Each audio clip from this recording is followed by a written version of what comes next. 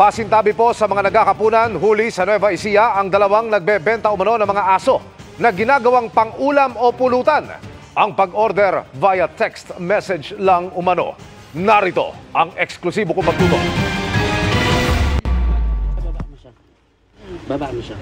Oh, hindi po talaga ako nagbebenta ng aso. Mapo ka lang, mapo. Baba mo siya. Asan yung pera? Yung pera, ilabas yung pera.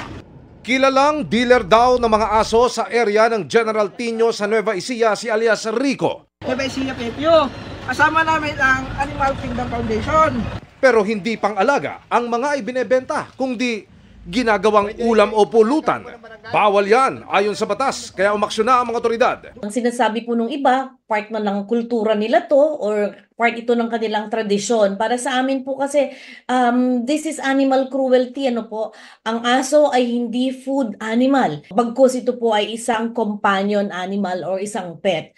Sa sumbong na natanggap ng mga otoridad, tinetext lang ang suspect ng mga parokyanong o-order. November pa lang, may nagre-report na sa amin. Nagbabahay-bahay siya. Ang aming pong tao ay nagpanggap na mag-o-order. Sinamahan pa nga po kami doon sa pagkukunan niya. Ang offer po is depende kasi sa bigat niya, between 750 to mga 1,200 peso.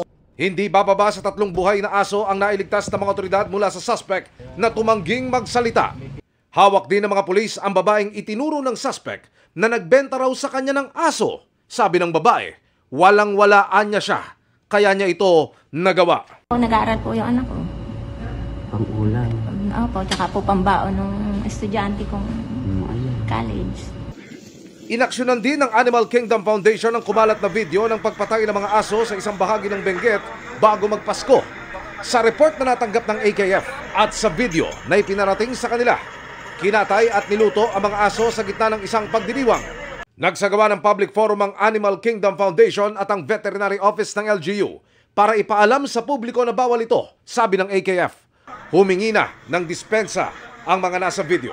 Para sa GMA Integrated News, Emil Sumangil, nakatutok 24 oras.